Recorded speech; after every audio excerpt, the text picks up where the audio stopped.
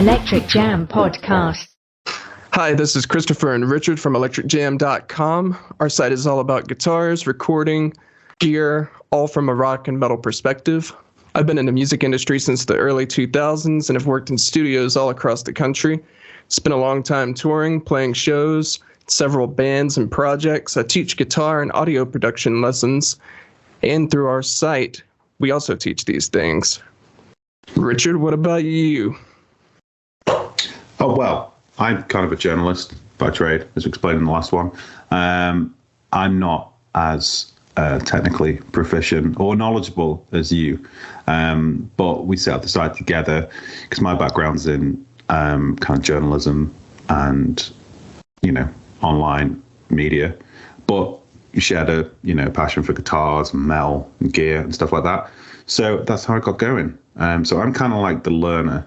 So I know a bit. I probably know more than the average guy, but I don't know as much as Chris. So it's kind of, the dynamic is quite useful in this because I'm here to ask the stupid questions that people don't know, and Chris can explain things to me, and then you can, sort of helps the learning process along and hopefully makes the podcast a bit more interesting. And you get something more out of it as well, because you don't have to be an expert to listen to it and understand what we're talking about, because there's nothing worse than when you listen to a podcast and it's two people that know, a subject completely inside out. Yeah, and then jargon, and you don't really know kind of what's going on. So it's nice to have someone in there like me to just go, well, what does that do? And, sort of dumb it down a little bit for everybody. So Richard's learning with all of y'all at the same time. Oh, yeah. Yeah, always learning. Never too old to learn. Yeah, last week we kind of gave Gibson a reaming. We were really mean to Gibson, and I think that's pretty fair. I think so too. I don't think they've. I don't think we said anything that was wrong. Yeah, I definitely went to sleep that night because let's be fair. All of the points that we made about Gibson in the last episode are pretty much true. The funny thing is at the very end we were talking about how to restructure Gibson to where maybe the younger generation would get it. And strangely enough, right after that, I saw on Instagram that the Gibson Modern Lite is being released, and it just happens to be exactly what we were talking about, Richard. Which is weird, and it's annoying because none of these recordings are live yet, so we basically called it way before it happened. And exactly. The first podcast isn't published yet, so if you're listening to this in the past, you're in the future. We're just, we called it, and we were trying to come up with a name, like what would we call it? Because it's kind of like the SC, the PRS SE line, or, the Fender player. We were like, what should you call it? And they've called it the Modern Lite, which is... The Modern Lite. Yeah, which is kind of cool, I guess. Well, feature-wise, it has Gibson USA pickups. It has the traditional body shape. It has everything that you would usually get on a Gibson, except it's just completely stripped down. Is this across the entire range? Or across the entire range, right? So it's not. So it's like the Explorer, Les Paul, SG. Right now they only have the Les Pauls, as far as I know. Okay. But it's weight relieved, so it's not like a 10-pound Gibson Les Paul. It's got a skinnier neck, which is someone who shreds. They would definitely be looking for something like that. But the problem is that the whip zone that we put the pricing in last time was... Yeah, I had a feeling this was coming. Well, the pricing that we put it in, you said about $1,000, and I said about $1,200. And I feel like that's pretty fair for an entry-level Gibson. That's absolutely bare bones. These things have, nothing. Yeah. They even have, a satin finish. They're not even, a polished finish. Can I hazard a guess at how much it is? Yeah, go ahead and take a guess. Well, it's got to be less than $2,000. I say. Okay. Yeah, you're right. 1,800 quid. $1,800. Sorry. You're pretty close. Okay. What is it? It's 1,700. So $16.99. Then you add taxes or import fees onto that. So yeah, 1,700 to 1,800. And it's just a completely stripped down Les Paul. Exactly what we were talking about. But where they're failing is, the PRS SE, like the one that you have. Yeah. That's pretty close to an American Custom 24 when you play it. I mean, like, you can tell it's an import guitar, but it's pretty close. The difference with these, and I haven't held one in my hand yet, but they look cheap. Right. I guess. Do they look cheap because they are? Obviously they're not made in the custom shop. They're not built to the same exactly. standards. So do you know where are they making them? Are they making them in the US? They're made in the USA. Yep. Mm-hmm. Oh, okay. So they can still put that little flag. Exactly. So anything that's Gibson is going to be made in the USA, and anything with that moniker anyway. But yeah, it's just funny that that's what we called last week. We said, if they would just release something like that, then maybe they could capture the minds of the youth these days and maybe stay relevant. And they did, and I don't think that $1,700 is fair. No, well, not when you can get. I'm talking UK prices here, but you can pick up like a player Stratocaster for like 659, 639 in the UK. Mm-hmm. Yep. Same for a Tele, same for a Strat, same for a PRS. Everything's under 1,000. Yep. Way under. It's the sweet spot. It's like, but they're not cheap guitars. They're not cheap guitars, but there's a difference. There's a marked difference between paying, 600, 650 for something and, 1,700. That's a lot. That's a lot of cash for a guitar that's very bare bones. So my point would be then, for that price, surely you would just get the top of the range Epiphone because it's got more stuff. Exactly, and it's $300 cheaper. Pickups. It's got nicer finish, probably better woods, probably plays better. Well, I don't know about that, but that's No, it probably really does. Like right out of the box. Like the Epiphone Kirk Hammett Greenie, which is based on the famous Peter Green guitar.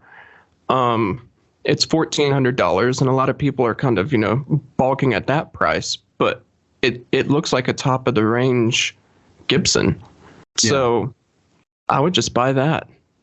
And I don't care what it says on the headstock. And if it really bothers you, get a piece of gaffer tape from your next gig and just put it on the top of your headstock. I think if it really bothers you that much. Yeah, I think if you're that insecure about brands that, there's a special type of person that in the UK, I don't know if you get this in the US, but you have BMWs in America, right?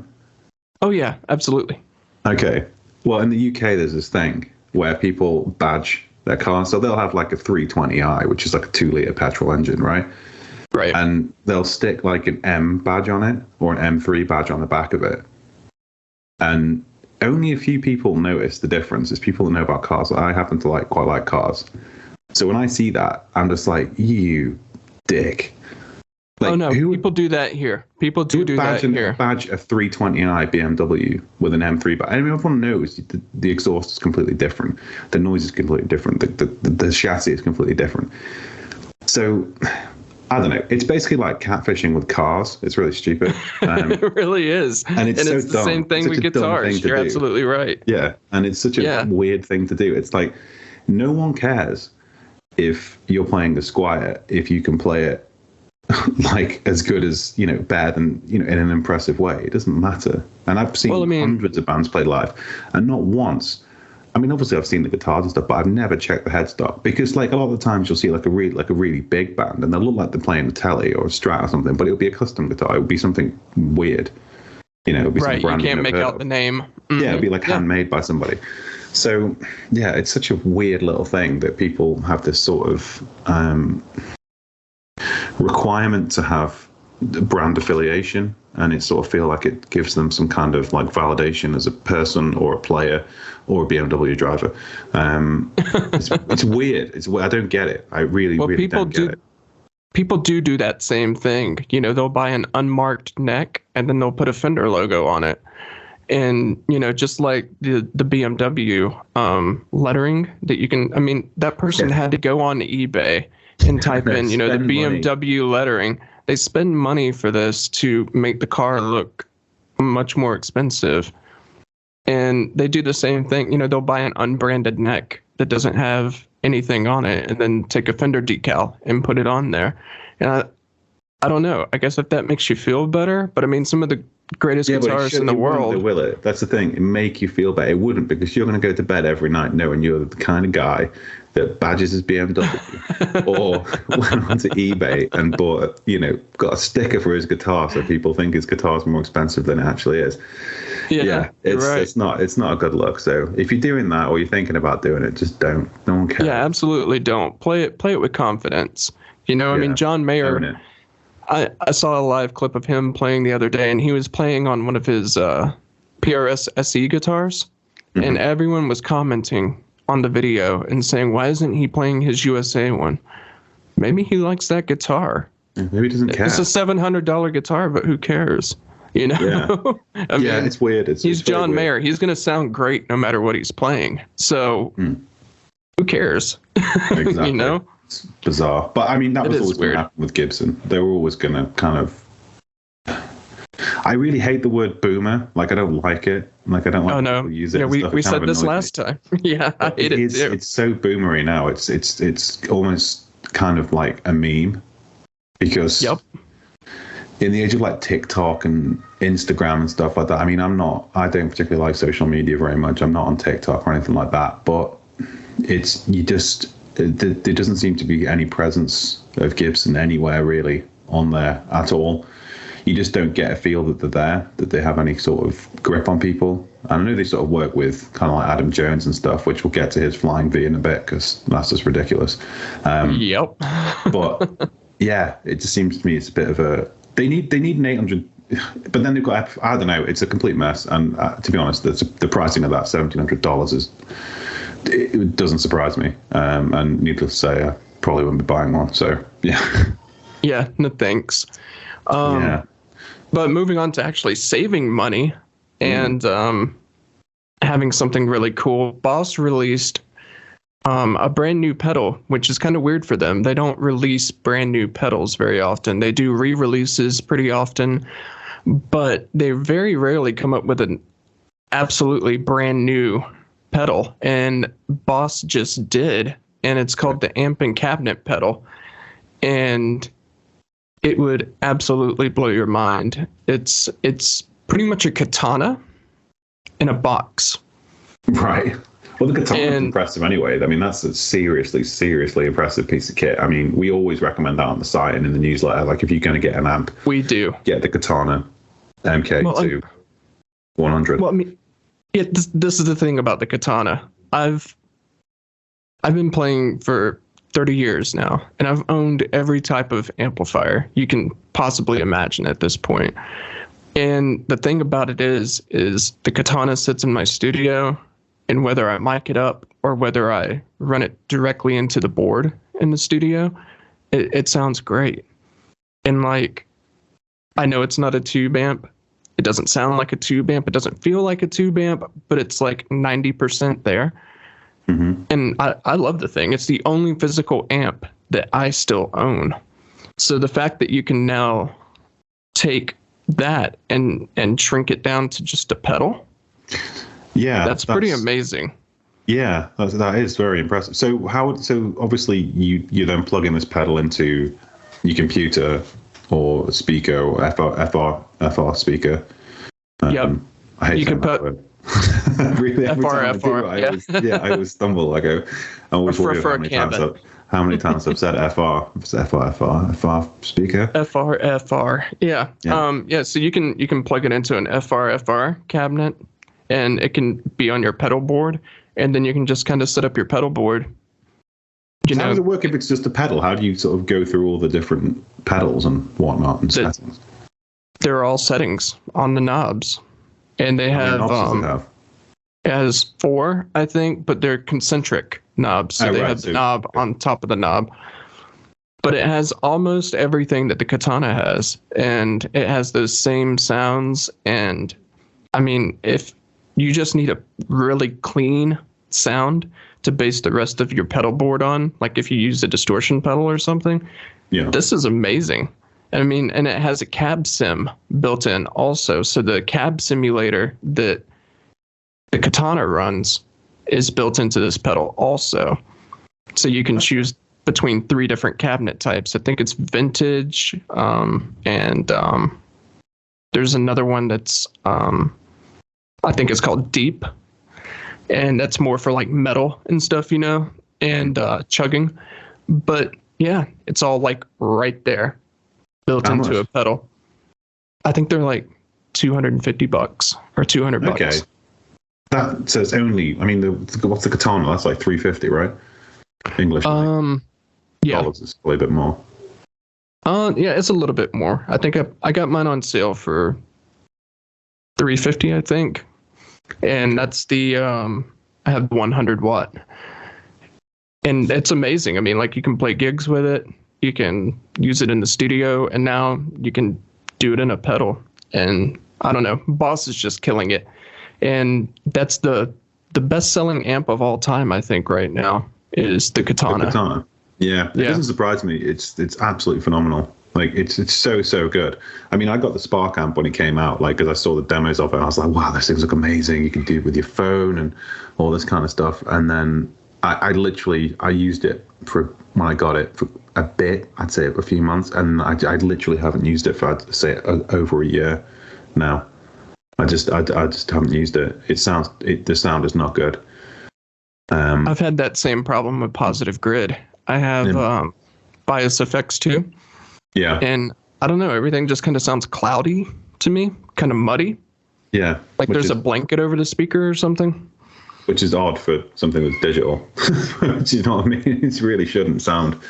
Right. It should be as close to perfect as it could possibly be. Particularly when given the size of that company compared to sort of like STL Tones, which is, much, much smaller, I think. Is that right?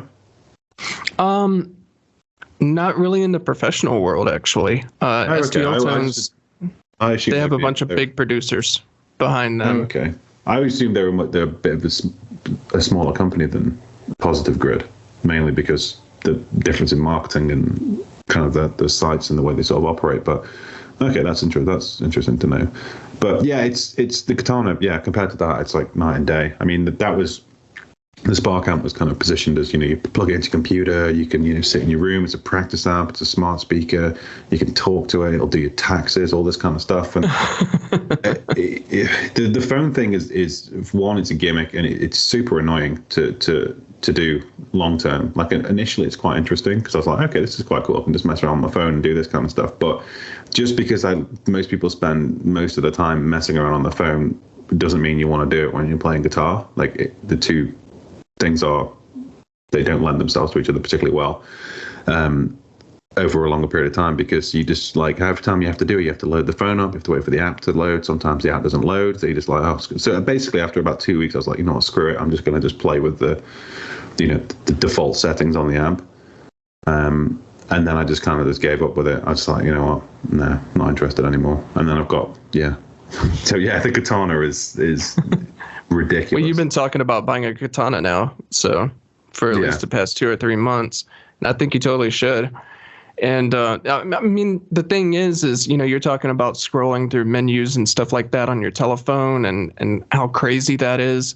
The thing about the Katana is it's still a real amp, and it still works like a real amp. It's not a modeler; it's a solid state amp that just happens to have effects on it. And all you got to do is plug in and turn the dial, and you've got a sound.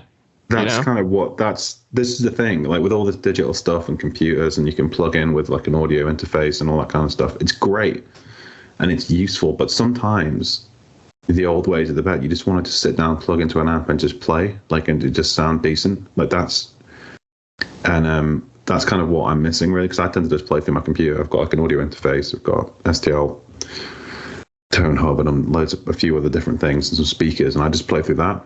Or I put my headphones in usually, because I've got 2 small kids, so you can't just like sit there blasting out guitar any time of the day.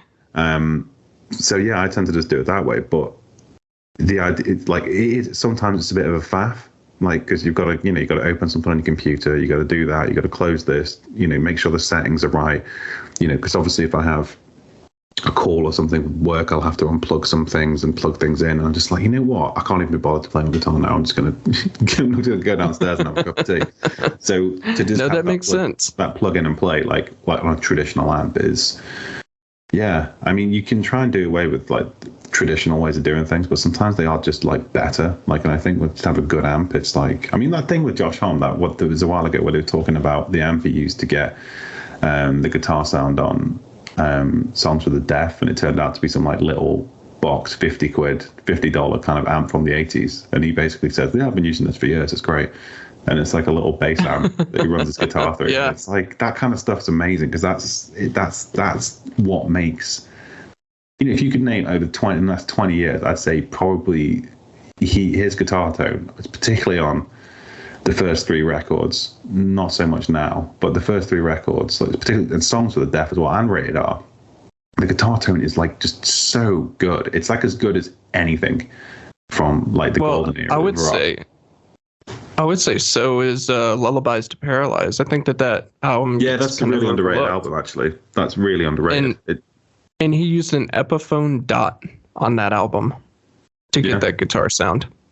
He used a $300 Epiphone dot that was just kind of lying around somewhere.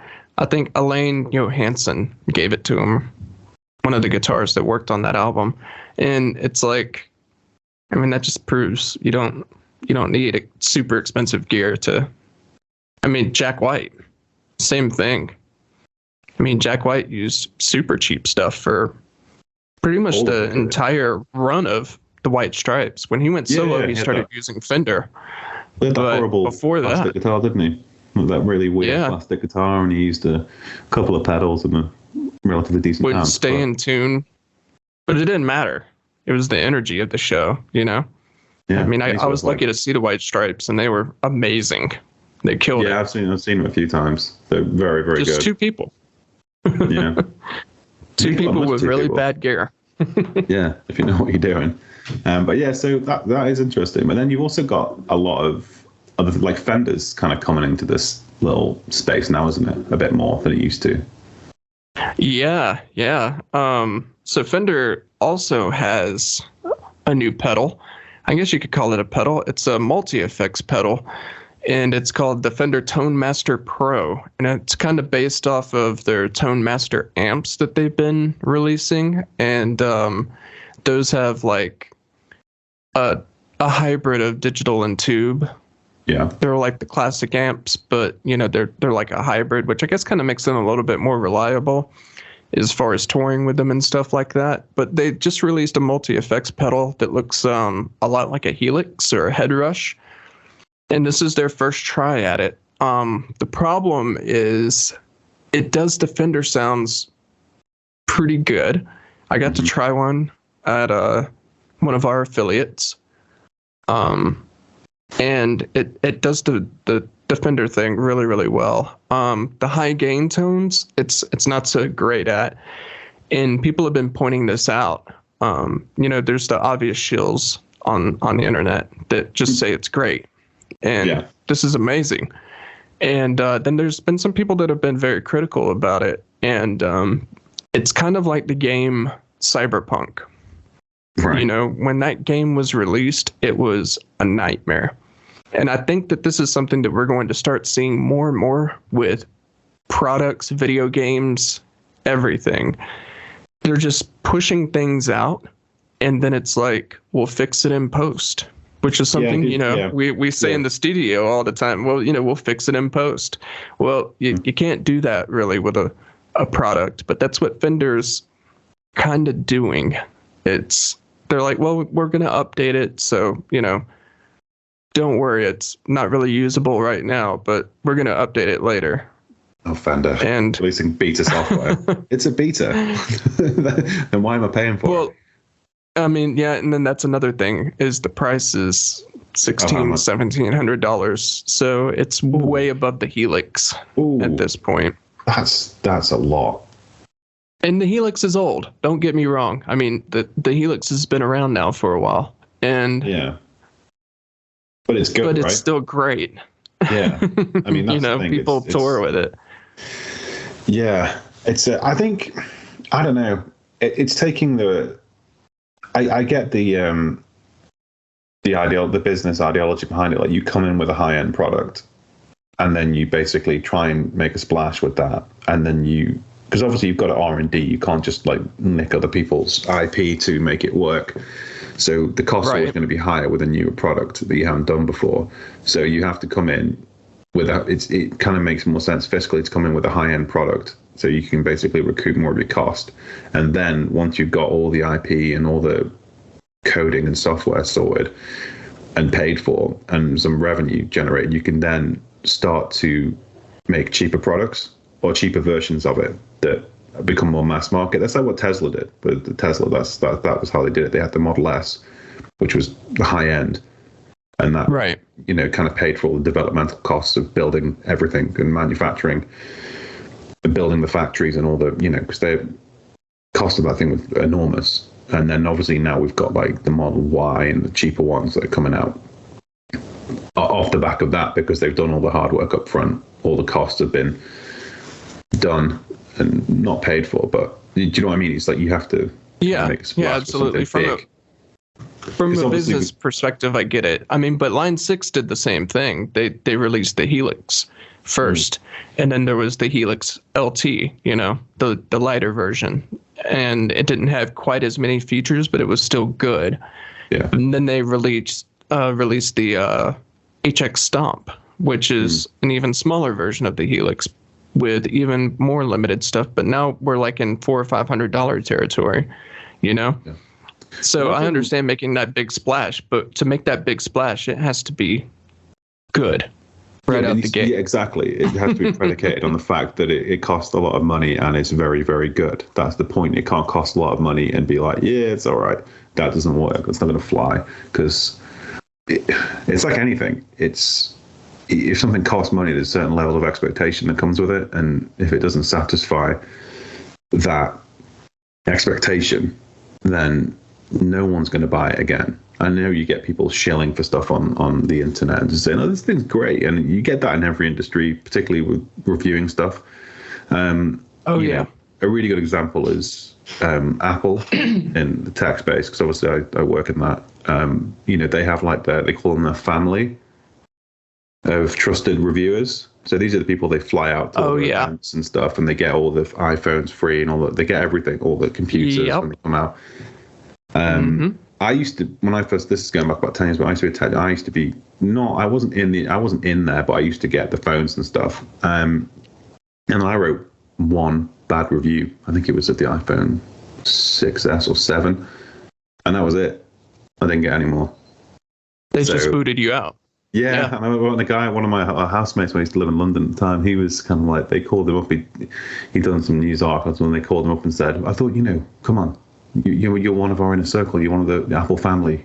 Can you change that? So it's like it is. It's people joke about it going on, but it does.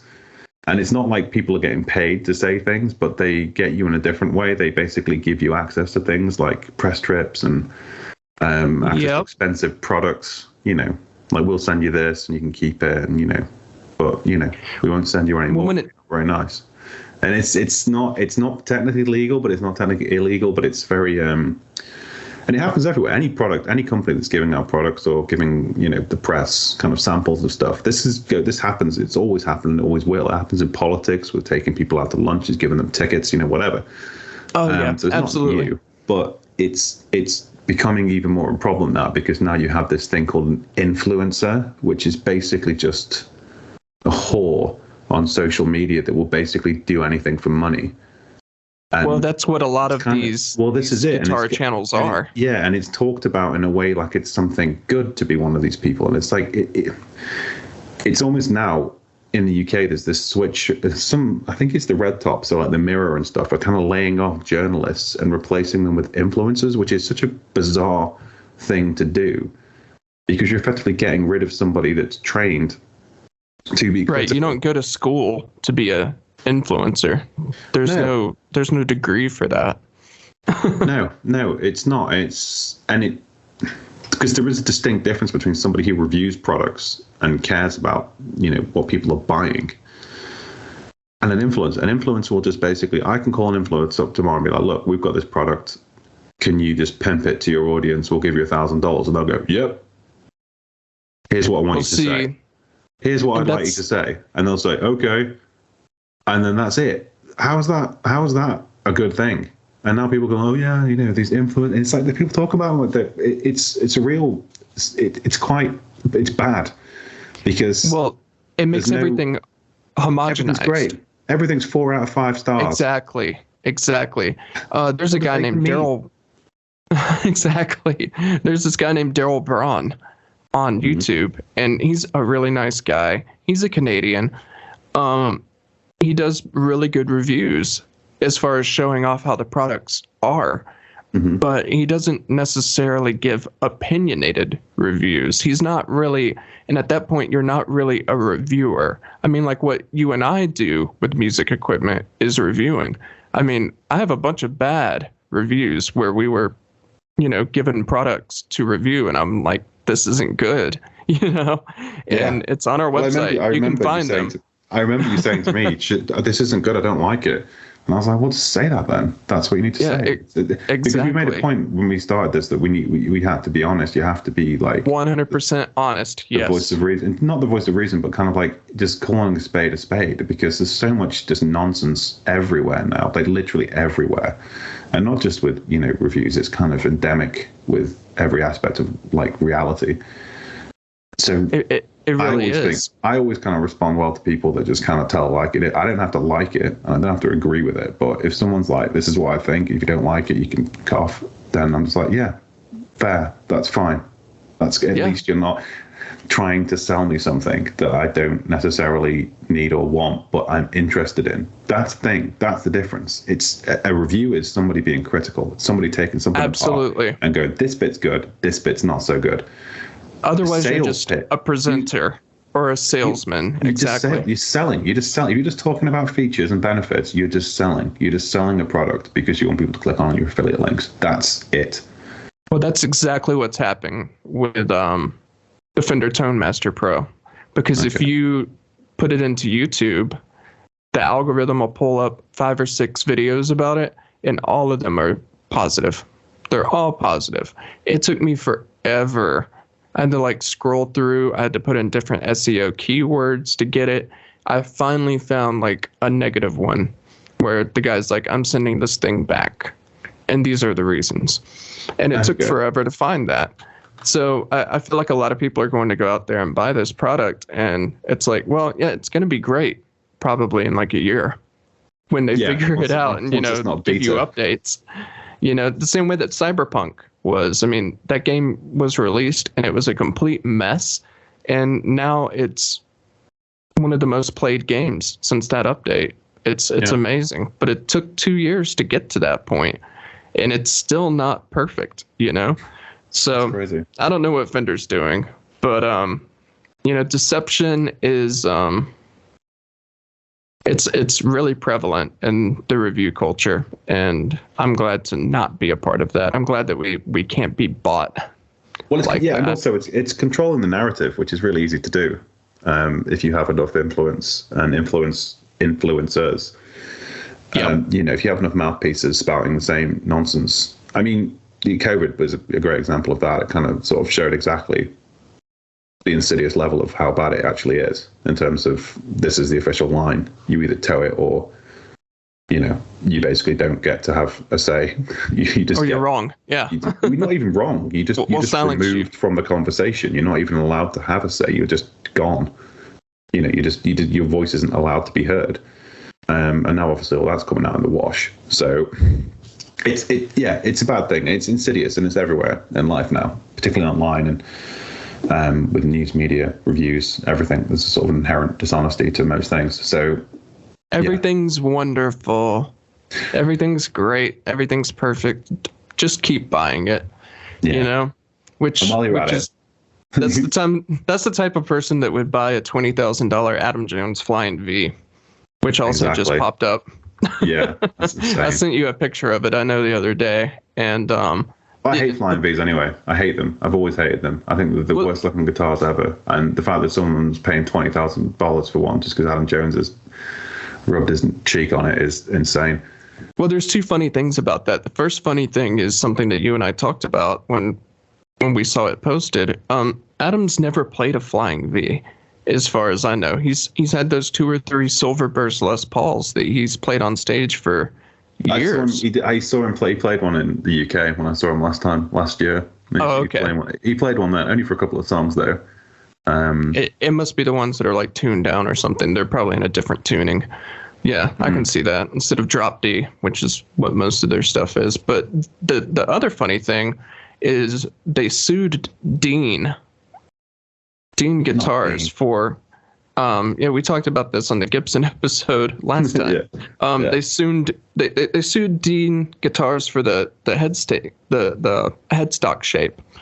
And what's funny is this Adam Jones Flying V looks just like a Dean Flying V guitar. No way. So I don't know if it's just like a timing thing. Why is it $20,000? Why does it cost the same as like a family car? Well, I mean, it's a collector's thing, you know? It's just like the first one that they released. How much was that one? Like 15,000 or something like that? Yeah. I mean, I'm all for like collects and stuff, but I mean, 20 grand, Christ. Well, what's going to happen is it limited edition? Is it super limited? Oh yeah. It's limited edition. Like, how many have they made of them? Maybe 200. Oh, okay. Oh, that makes more sense. Or maybe 500. I'm not sure, but... Oh, okay. I just thought it was just a new model, and they were just like, oh, it's 20 grand. So, no. You know, if it's super limited, then that's fair enough, because that's going to be worth like 40 grand in, 10 in 2 years' weeks, because poachers are going to pick it up, and, they're going to do the same thing that they did with the John Mayer guitars when those first came out. They're going to poach them and then sell them for double. Well, didn't a lorry get knocked off with his Adam Jones's Gibsons, the Les Paul ones? Yeah, the original ones. Yeah, an entire truck full got stolen. I think they recovered it, but yeah, right. Someone stole an entire truck full. I was going to say, that's a good score. Hilarious. Imagine just knocking off trucks and you do that and be like, what are these? And you'd be like, well, no idea. It must have been planned. I mean, Christ. It had to have been planned. But, I mean, like, that's... I can't even imagine someone planning an Ocean 11's heist on, like, a truck full of Gibson guitars that go into Sweetwater in Colorado. That seems really weird. But, you know. Totally. Okay. Okay, would you want to move on to something that's actually probably a much better value and probably arguably even better to play? Do you want to go over the Schecter Triad quickly? Oh yeah. So I finally got to play one, and everybody's talking about the triple pickup humbucker that's in the bridge, and that's why it's called the Triad. And everybody's saying that it's pointless and it's kind of stupid, and that's like a Schecter thing to do, excuse me. But the thing is it's actually really, really useful because it's hooked up to a 5-way switch. So you get like P90 sounds, you get single coil sounds, you get out of phase parallel sounds. It's really cool, and it's not just for metal. So everything that you've heard about it is pretty much wrong. Is what I want everyone to know about the Schecter Triad. I think there's been a couple of videos of people showing off just how versatile it is, and it's part of their new Sunset lineup. And the thing about that lineup is everything is under $1,000, and it has premium stuff, just like we were talking about what Gibson should do. All of these other companies are doing it, and an awesome guitar. Super cool guitar for under $1,000. I wish it came in something other than black. I'm tired of metal guitars coming in black. Just because we like metal doesn't mean that we want everything to be all black. Well, I like black. I like black clothes and jeans and whatnot, but with my guitars, I quite like just odd colors. Like I've got a pink Gretsch, blue PRS. And I really like the orange Fender Telecaster that Jack White plays. I just like kind of like colourful, loud colours on my guitar, so they look great. But yeah, I'm the same way. I wear dark clothes, so if I have a dark guitar on stage, it just kind of blends into me. That's why I've only got like one black guitar left. I've pretty much sold them all off now. I have colorful ones. I have a pink guitar, so I do enjoy pink guitar. I think there's nothing wrong with it. I do too. I think it's awesome. Pink and purple all day long. Yeah, for sure. So the main topic today is record deals and kind of the climate that we're in now compared to just, I don't know, about 15 or 20 years ago. It's very, very different in good and bad ways. And if you're thinking about signing a record deal, or if you think that getting a record deal is like the end all be all, it really isn't anymore. And in fact, you might actually be kind of screwing yourself because there's only one type of deal these days, and that's a 360 deal. And we'll get into that. Sorry to interrupt, but this is something that's been going on for a while now. Like a lot of bands, mainly bigger bands. But I remember it was a really good article I read years ago about Wilco, and they had a lot of issues with their label when they were doing Yankee Foxtrot Hotel, which is like a really good album. But they wanted that's a great album. Yeah, but they wanted to do like a really experimental. Well, it is quite experimental, but the label hated it. They were like, no, just do Summer Teeth again, or kind of something similar to Summer Teeth. And they made a documentary about making the album. And it's a really great documentary if you haven't seen it. I haven't. Check it out. It's really good. And it just goes into all the struggles they had with the label. And they were like showing them the music. They were like, these guys are dudes in suit being like, I don't get this. This doesn't sound like Summer Teeth. Where's the happy songs? Where's the happy ones? And it's just really like cringy. It was really, really like hard to watch in parts. And I think it was a few years later, they set up their own label. They turned Wilco into an LLC. And they just did everything. So they released their own music, plan their own tours, their merch. They do everything. And they're, as far as I'm aware, to this day, under their own business, LLC. And I know they have one example of doing it. And I think Radiohead does the same thing in the UK. I'm not 100% about that, but I'm pretty certain they do. Well, Trent Reznor kind of paved the way for everyone else to do that. I think Trent was, with 9 Inch Nails, was probably the first person to kind of break off and be like, okay, I'm going to start my own label and just publish my own music on it. And I think he did Marilyn Manson at one point. I think that was his cash cow. I think he made a lot of money off that. Good old shrewd Trent. But that was a smart move in the early 90s. But the way that music deals used to work, and you had one, didn't you? Exactly. I did. And the way that what was ours it like worked, getting your first Lamborghini? yeah, that didn't happen. I was driving a used Toyota Corolla, and forever. Yeah, it did too, thankfully. So the way that it was presented back then is they give you what's called a retainer.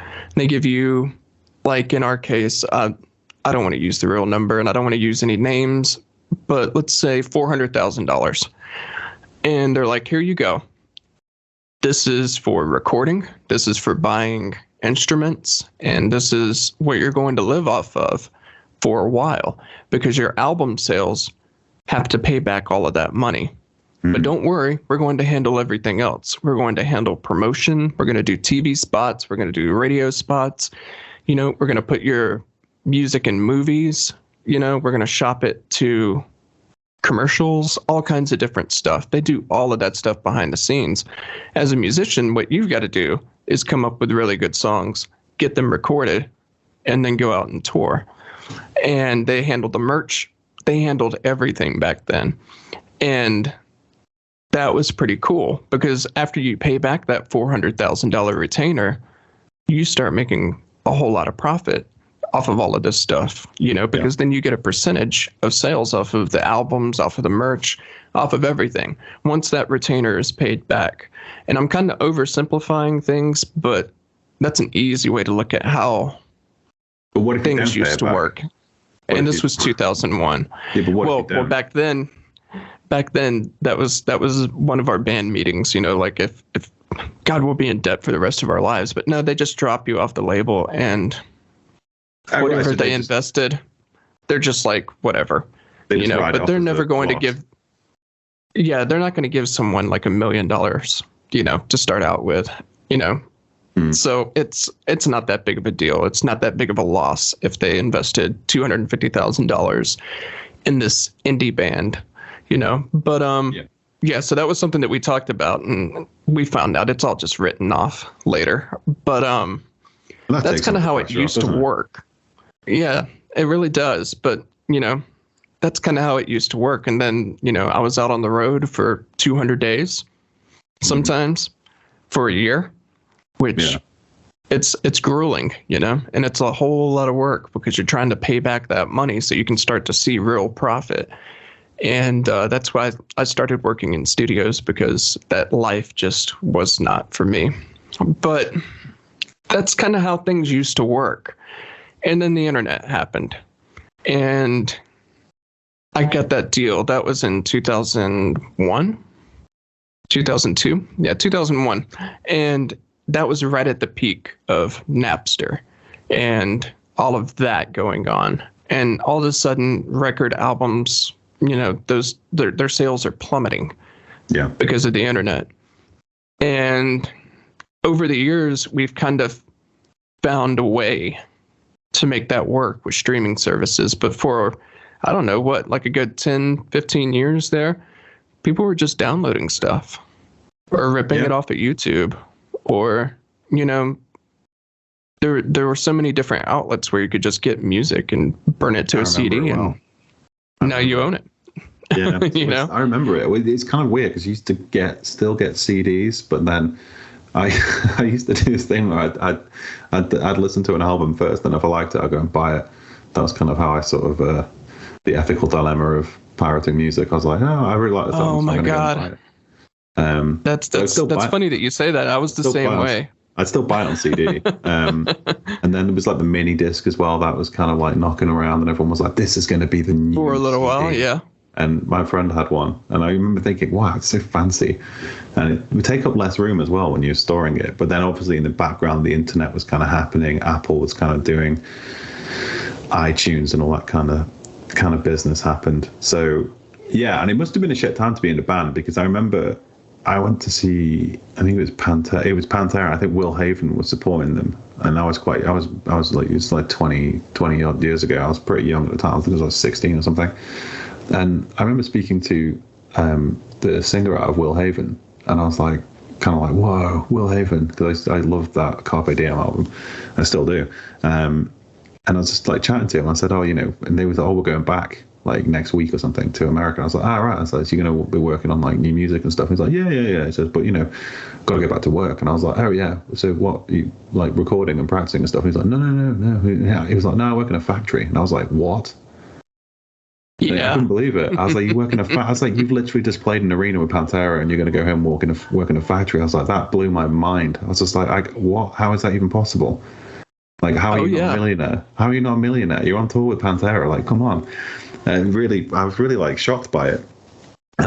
So yeah, I mean, even then, I don't think guys in metal bands ever made much money unless you're sort of like the Metallica level or Ghost or something nowadays, probably. Yeah, and they're kind of legacy artists. They've already made most of their money. Yeah. So because they were there when people used to buy albums all the time. And yet, it's funny that you mentioned that, because I remember playing a show at the end of tour season, because most bands don't tour in the winter, or didn't back in the day.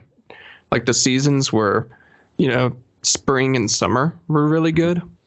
And that's kind of where you made your money. But yeah, so I played a show with Third Eye Blind and Flogging Molly. And I remember them, Flogging Molly. Yeah, and it was great. And the next week, I went to work at a restaurant where I was a server. You blown through your 400,000. Yeah, it was a very weird feeling. I mean, you play in front of thousands of people and you're hanging out with rock stars, and then the next thing you know, you're going back to work, and it's a really weird feeling, man. But yeah, that's the way it kind of was. And then the internet comes along. I don't think it's changed that much. I think the only difference now is with the internet and the power of kind of like the brand.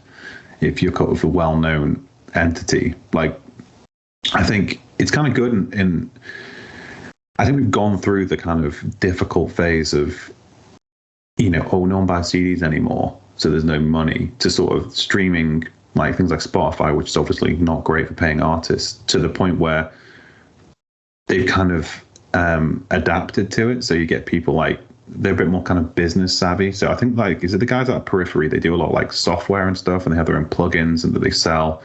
So they were going to be my example. Yeah, so it becomes more like an enterprise, like an LLC, effectively. Like, you use the brand, becomes more than a band. It becomes a brand. So people like your music, but then you can sell product and stuff like that. I mean, even like Matt Pike does like a course, like a guitar course, where he'll show you how to play like he does. It's called like Guitarial Arts, I think, or something. So he's doing that. He's making some money doing that, and that's great, because it means you get to do what you love, and you can make some cash doing it, and you can be as entrepreneurial as you like, I guess. Now that's the thing. Now, instead of having a record company promoting you, you're kind of wearing a whole lot of hats now as a musician, whereas back in the day, you were a singer and you were a songwriter, and that was your job. Well, now you're also the PR team.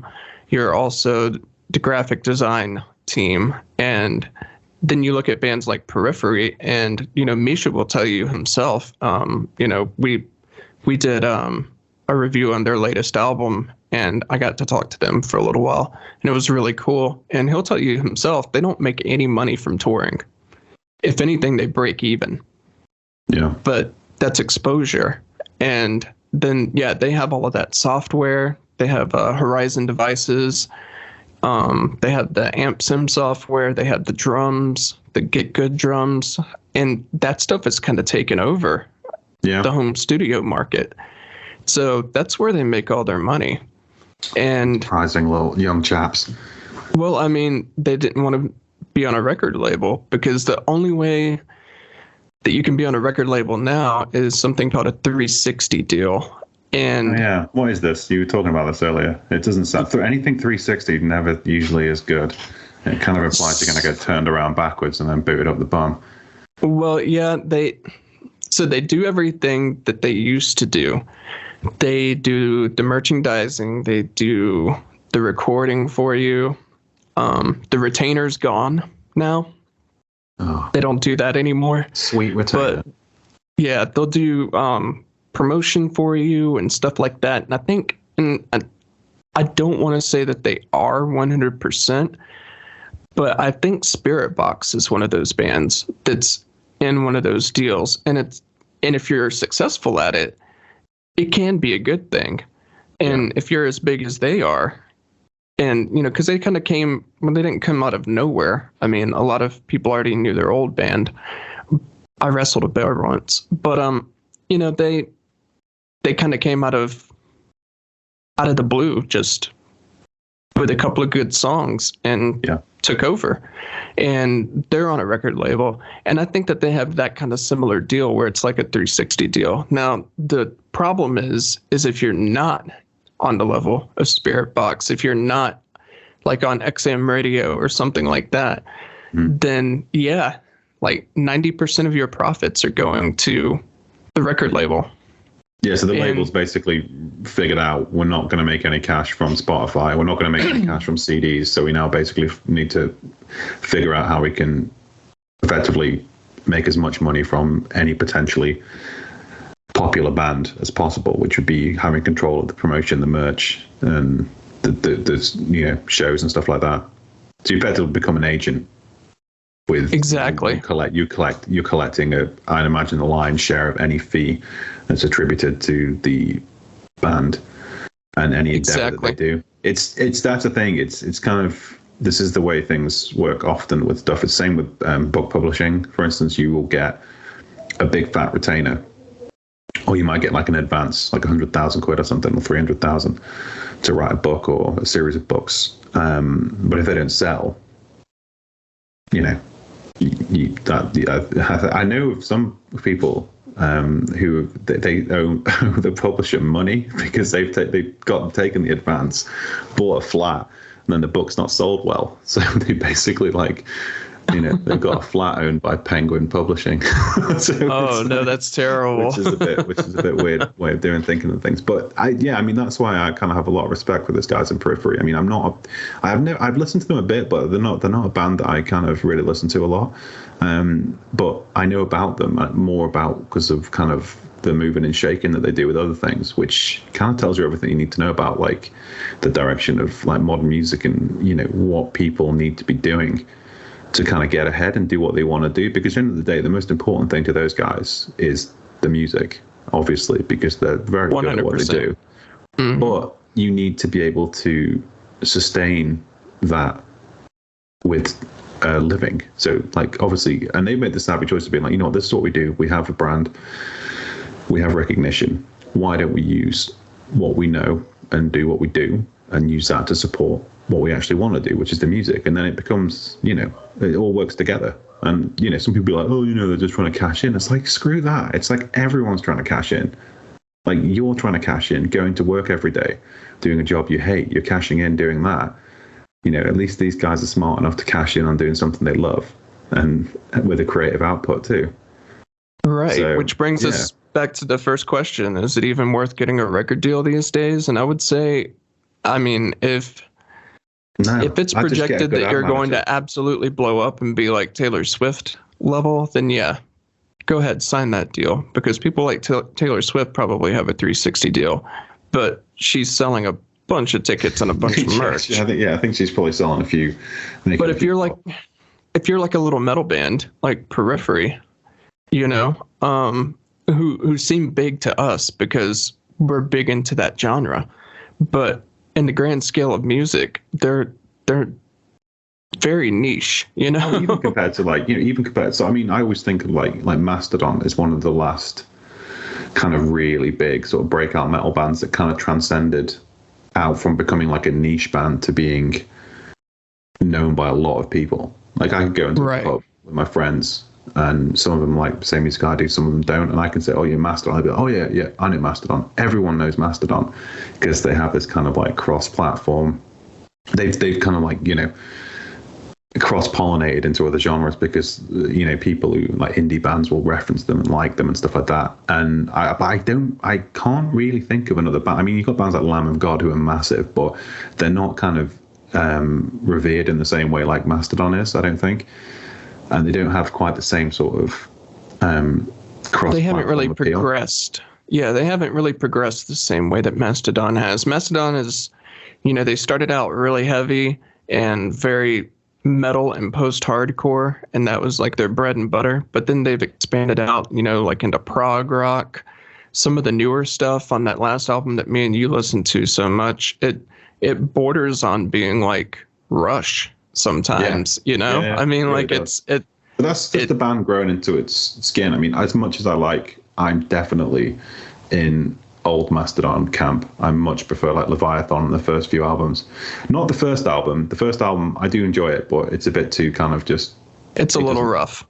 It's rough and it just doesn't really stop and it doesn't really change, although it does have one of my favorite songs on it that they've ever recorded, but it's not something I would listen to front to back. It doesn't have that same kind of...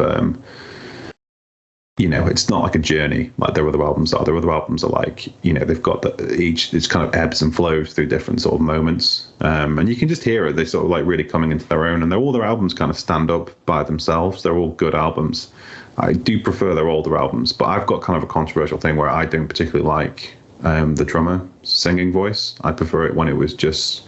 Braun. I think Braun sounds like Ozzy Osbourne.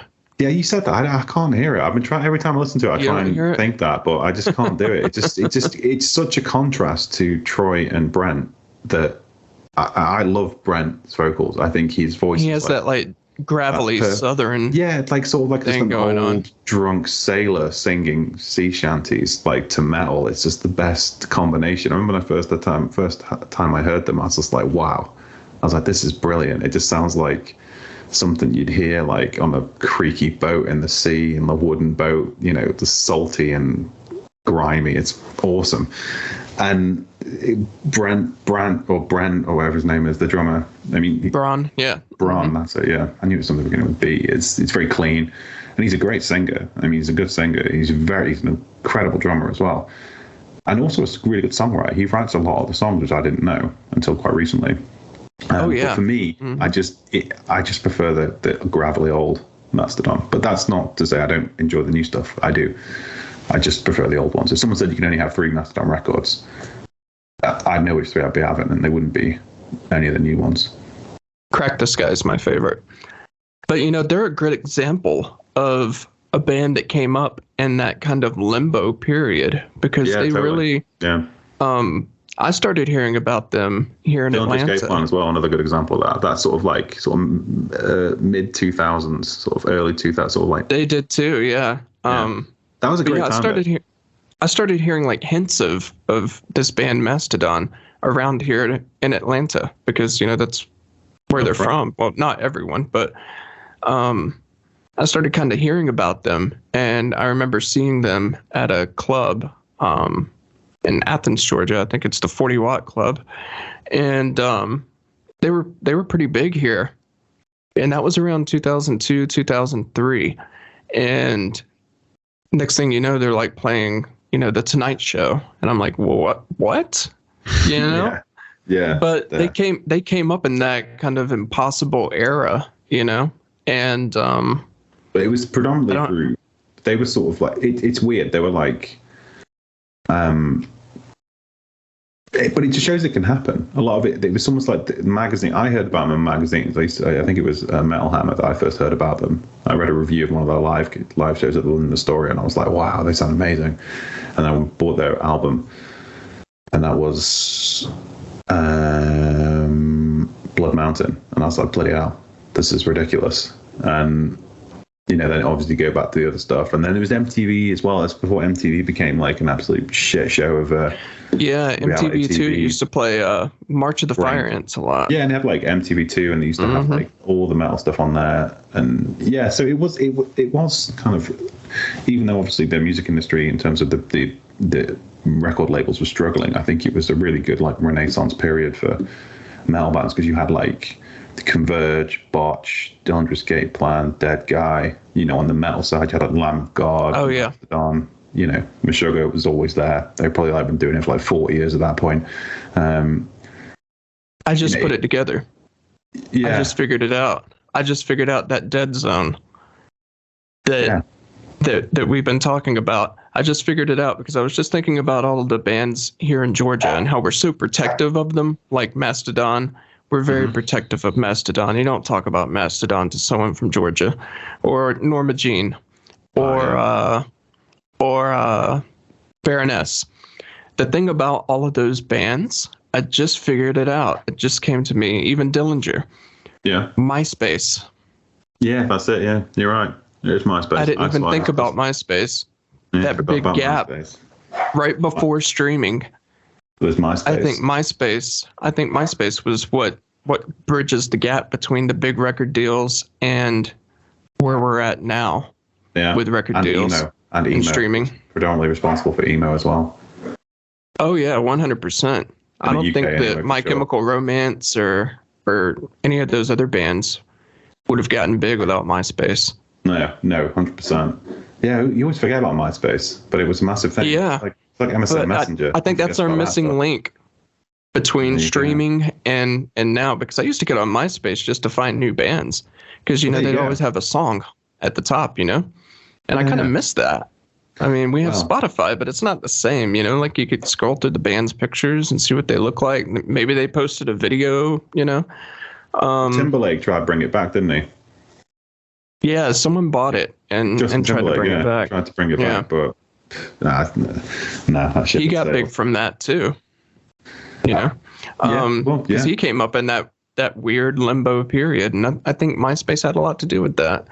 But yeah, nowadays having a record deal is not needed whatsoever. But what you have to have is really good music, first and foremost. And you have to have a plan behind that, because you can't just do music. You can't just say, well, I want to be a musician. Okay, well, I mean, if you're rich, that's pretty cool. You can do that full time. Yeah, exactly. He's the best. He's my favorite. He just gives no fucks, and he just kills it, and he has been killing it for so long now. And he put out an album last year because he didn't know about, he knew about Spotify, but he didn't really know how it worked. He just thought he had to give them an album and they put it on Spotify. He didn't realize that you could just basically release as much music as you want. So he basically released an 8-hour album of just noodles and stuff that he did, and it's called it's so good. It's just I love that guy so much. I love his music. I love the way he plays guitar. He's an amazing guitarist as well.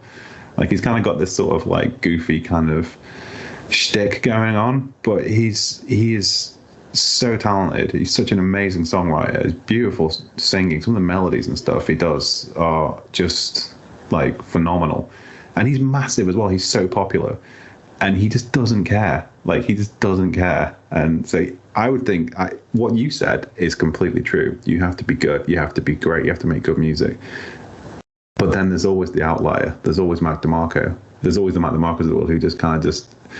There's always going to be someone with the X factor. There's a reason that's a saying. There's always going to be, the Taylor Swifts out there that are just really great songwriters. He's not like a Taylor Swift. He's not like. Oh no, not at all. He's like a weird totally, sort of totally different. Yeah. Ketamine-soaked Ed Sheeran. It's just bizarre. But, no, that's do you know what I mean? Good way to say it. Ketamine-soaked Ed Sheeran. I love it. Yeah, on downers with half a bottle of whiskey in his system. Right. I mean, kind of people like Elliott Smith. You would never think that someone like that would be big either. But that was a different time. But yeah, I mean, if you're thinking about a record deal, it's probably a bad idea. Especially since you can, do exactly what DeMarco did and get on DistroKid, pay them $20 a year or whatever it is, and you can upload as much music to every platform as you want. That's all you got to do. But the thing is, the music has to be great, and then you have to have a plan afterwards. What else are you going to offer? Which I think is the interesting thing, because it goes around full circle again to basically it has to be good. Mediocrity just doesn't cut it anymore, because with all the will in the world, well, actually it goes both ways. You could be the most talented musician in the world, writing the most amazing songs in the world, but if you don't get it out there, no one's going to know.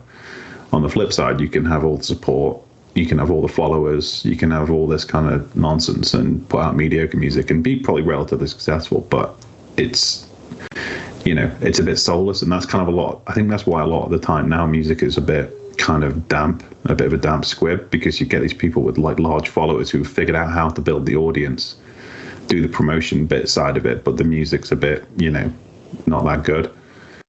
And if you listen to kind of contemporary popular music now, it's been going on a downward trajectory for a long time.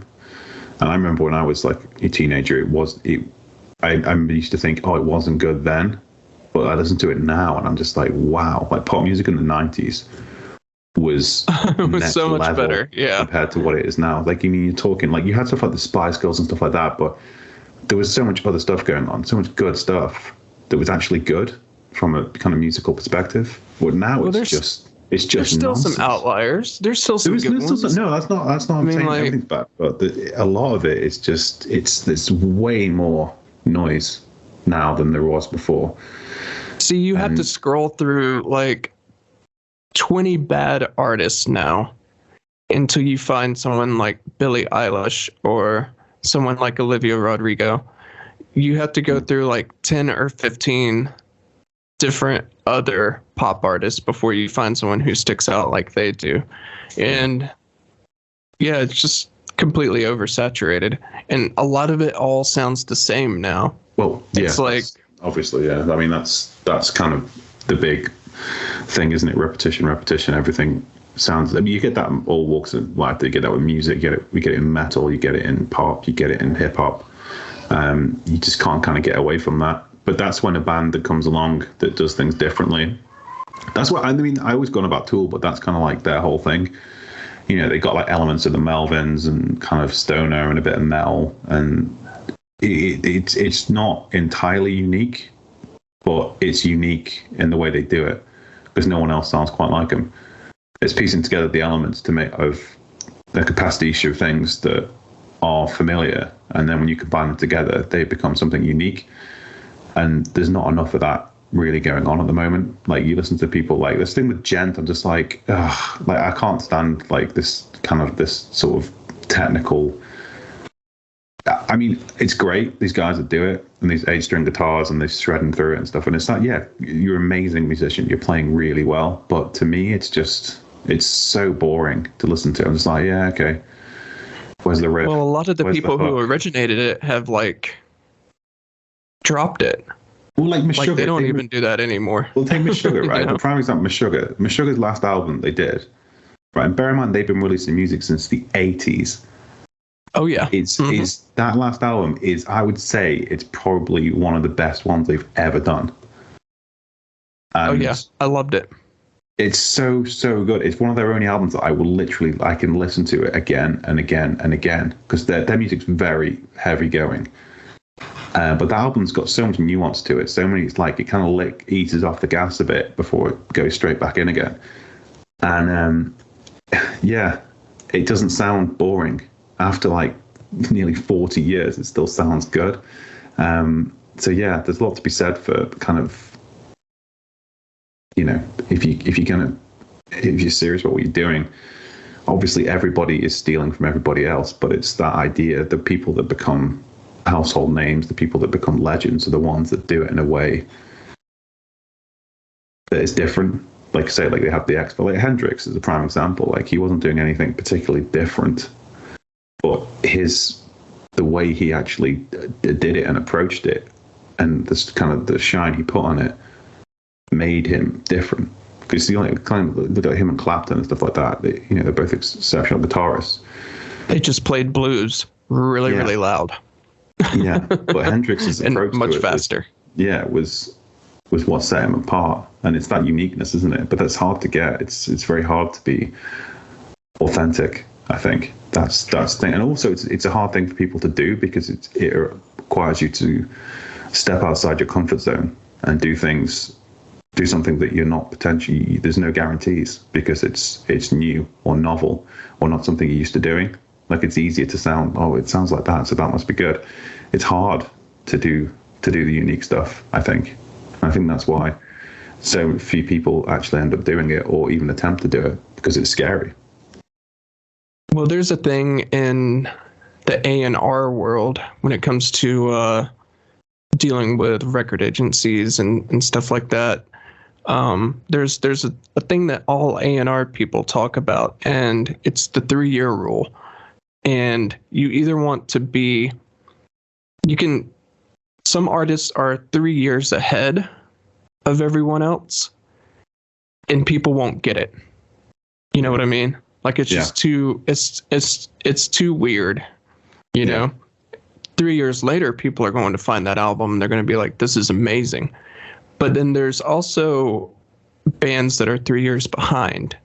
And that's what a lot of those gent bands are. You know, they're further than that behind now. You know, like that came and went like 10 years ago. Mm-hmm. But there's this 3-year rule. And what you want to do is you want to try to be in the middle. But it's so hard to be at the right place at the right time because that's not something that you can really predict. Like Nirvana had no idea that they're going to change the landscape of music forever.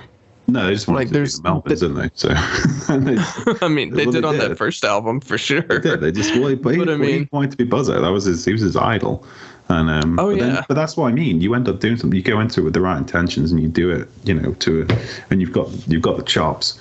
You can do it. I think so. It's. But look at the bands that came out 3 years later. The bands that came out 3 years later, like Bush. Sounds a lot like Nirvana to me, you know? Oh, and yeah. then you end up getting looked down on because you're 3 years late to the game. Even if Gavin Rossdale wrote those songs 10 years ago, who cares? Mhm. You know, that doesn't matter. It's when you're presenting it, you know? You got to be at the right place at the right time. But then For sure. but then stuff like bands like Bush and stuff, and the whole, like, once a band's big like Nirvana, you then get the label sniffing around. We need to find the new Nirvana or something similar. Then, you know, something that smells like Nirvana. But God, you know, yeah, that definitely happened in 1992 and 1993, didn't it? yeah, Even before big time. Kurt died. Yeah, yeah. But that's They what just I mean, started signing they signed all of his friends first. Yeah, because it becomes signed, a commodity business then, doesn't it? Like, this works. Grunge works. Let's go. It makes some money. They signed Soundgarden. They signed Pearl Jam. They signed Alice in Chains. You know, these were just people that were all in his community. You know, so they pillaged the community first, and then they started looking for the next ones. You know, Got some good ones in there, though. So, you know, it's not all bad. Yeah, there's some good music that came out of that era, for sure. Yeah. I don't know. I as far as the late '90s go, I was more into popular music, actually. I think. I think I was when I sort of got my first sort of taste of, like, Rage and Rage Against the Machine, Deftones' first album. Oh yeah, love that. I was a young pup back then, though, so it's different times. So the moral of the story is, record deals are probably not worth getting. Not now, I wouldn't say. Okay, so but you got to be good. That's the big thing. That goes without saying. You got to be good. Got to be better than good. Got to have the X factor. Okay, so we're going to wrap things up now. But so as a little sort of preview of next week, what do you want to sort of go, like, briefly? What's coming up next week? Yeah, absolutely. And this is something that gets talked about in the guitar community all the time, and it's either a black or white subject. And we're going to try to look at it with some nuance. And that's the tone wood debate. And I know it's been ran into the ground, and I know there's 1,000 Reddit posts on it right now talking about it. But we're going to look at it with some nuance, because tone wood does have an effect to an extent. So you can't just completely negate it. But there's other things about your guitar rig that are more important than just the wood that your guitar is made out of. But the wood absolutely matters. And we're going to talk about the things that do matter and try to add a little bit of nuance to the conversation instead of, well, it doesn't do anything, or it has to be not to be definitive, but sort of to provide some color to the debate. And exactly, nothing's black and white.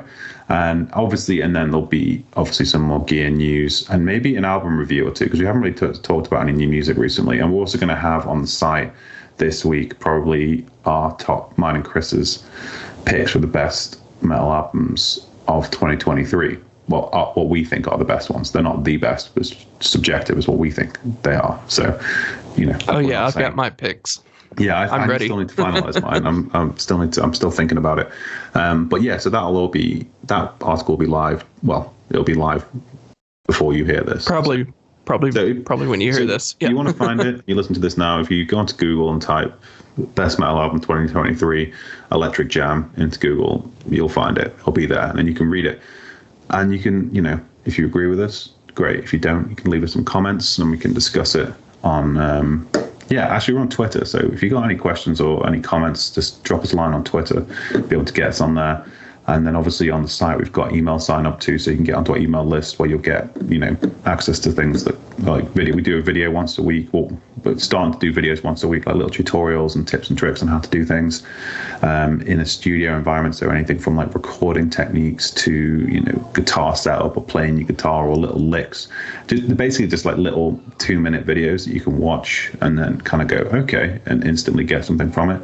And then obviously we cover a little bit of news in there too, and then any other sort of like developments that are going on. But it's basically about a 5-minute read, and it's once a week, and you kind of get all your news in one place. And then we also will obviously have links to the new podcast episode in there too.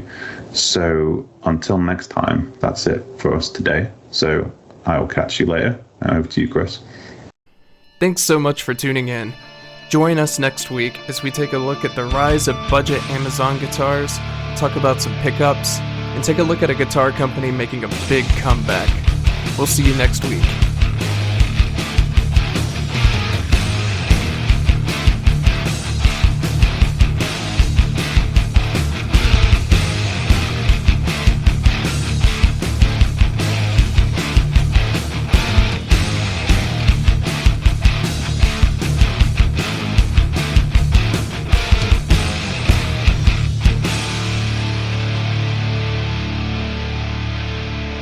Electric Jam Podcast.